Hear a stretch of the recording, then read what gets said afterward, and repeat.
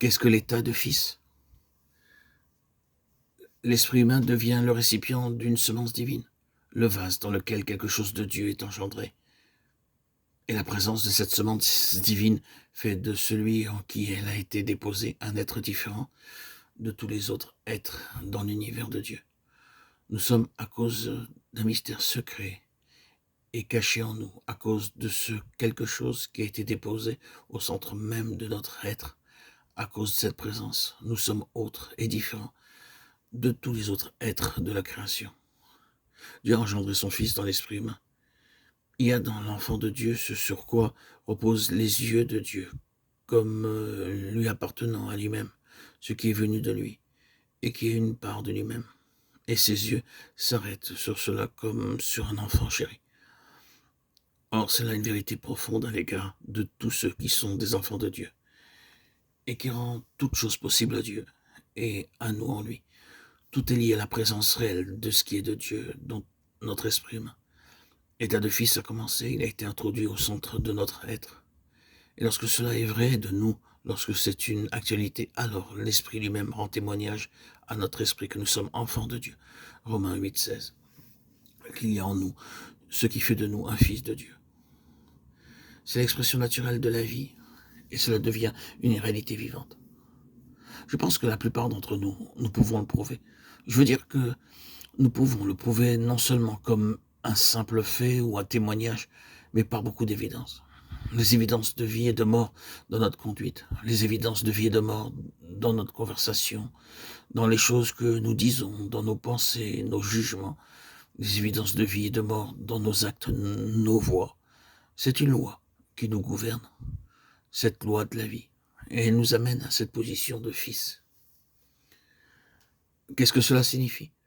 Combien la vie chrétienne devient simple après tout, une fois que nous avons saisi cette clé. Ça signifie, bien aimé, que Jésus, le Fils de Dieu, vit de nouveau sa vie en nous. Souvenons-nous de ce qu'il était sur notre terre. Et nous verrons ce qu'il dit et ce qu'il ne dit pas, ce qu'il fait et ce qu'il ne fait pas. Car ce qu'il ne dit pas et ne fait pas est tout aussi significatif que ce qu'il dit et fait.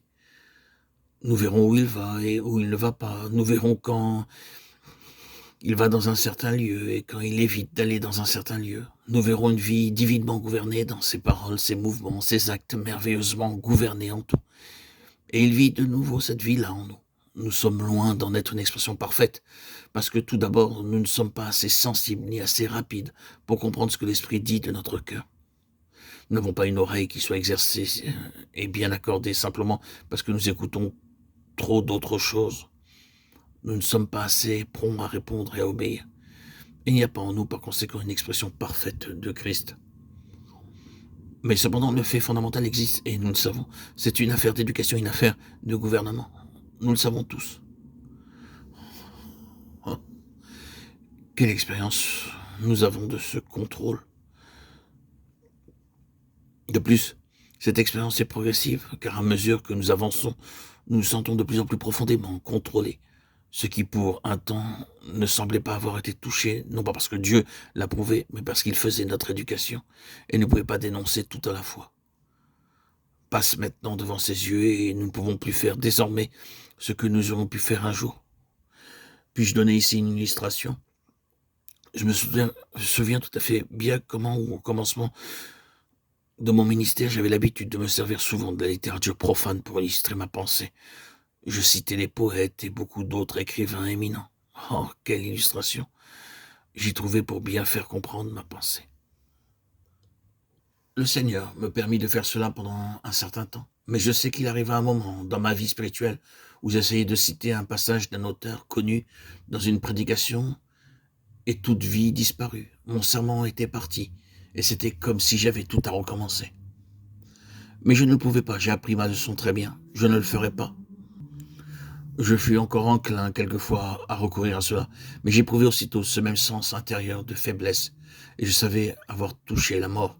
Je me souviens combien cela fut vrai durant la première grande guerre. Quelques-uns d'entre nous, nous avions été au fort de la mêlée durant cette guerre, et nous avions assisté à beaucoup de choses. Nous étions engagés sur place avec toutes sortes de conditions. Et lorsque je fus rentré à la maison.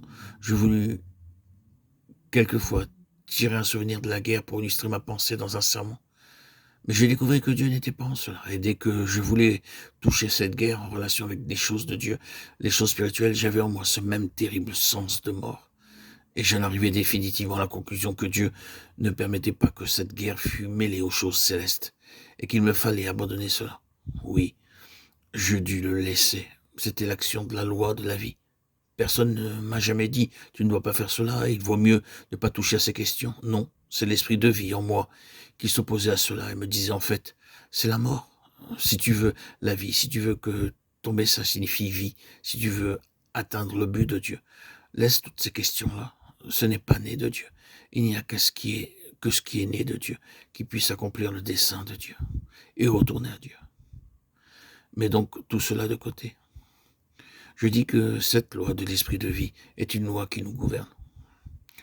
Si nous avons la vie et que cette vie est sa propre voie, nous atteindrons le but tout entier de Dieu. Ce n'est pas une chose abstraite, c'est une personne divine qui réside en nous. Christ, qui est la vie, nous dirige de l'intérieur par le Saint-Esprit, l'esprit de vie.